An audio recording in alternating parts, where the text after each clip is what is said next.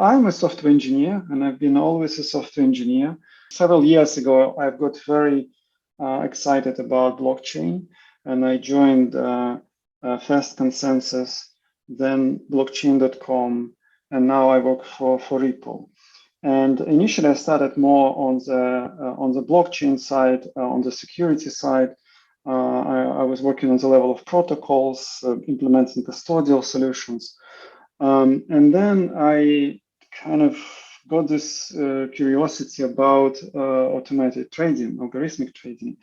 And since then, I was learning on the job and trying to learn myself more about. It's an online interactive training course. And what is also interesting that it also has this community attached to it. So I appreciate that you are welcoming people to join this community and participate, to develop this framework, to exchange ideas.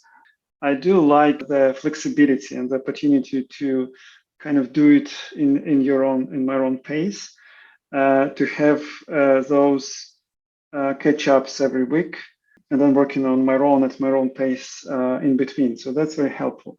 On the course itself, I was looking for a platform where I can experiment with some ideas without focusing too much on the details. So I don't want to worry about specific exchanges, types of them, and kind of data integrations. So it's very nice to have this platform that gives you everything for free. I think it was interesting to see what other people were doing. I found that a lot of people picked up very complex strategies, to my surprise, while I was thinking about I would rather start something very, very simple and see it's doing something. But yeah, it's useful. Yeah, it's good to have it to compare your challenges with other people. So with Fede, I was asking more about the framework itself, how things are designed inside Hummingbot, and also how to connect things into my script. It was actually his idea about the signal, so I was struggling to find test signal for my test strategy, and he immediately came up with this idea, and he talked through about the reasoning why you might want this signal. So it was a good combination, one from a kind of technology, another more from trading perspective. So I was trying not to do, because I work at a company that also deals with automated trading, I didn't want any conflict of interest. So I actually decided to build something that is completely unrelated to my day-to-day activities, that has no overlap, not in coins, not in exchanges, not in strategies. And I saw this task with a rebalancing, and it looked like a generic problem I might find useful at some point.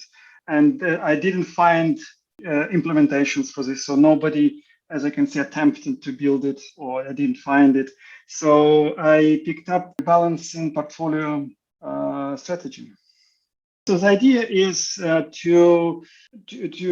you have a certain amount that you want to invest into the unknown tokens assets, and you don't have any information about the performance of this asset, you need to follow the indicators that can be produced by the more informed participants on the market. So let's say somebody who's involved in developing those protocols, or maybe has some sort of business relationships with those tokens assets. The idea was to follow spikes of activity on the market and then rebalance your portfolio, your wealth, your kind of amount that you allocate to this investment between those tokens.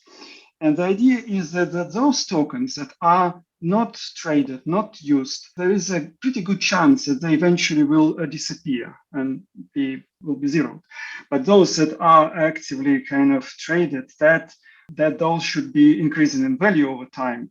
And the idea that the strategy should rebalance your allocated amount towards those better performant assets.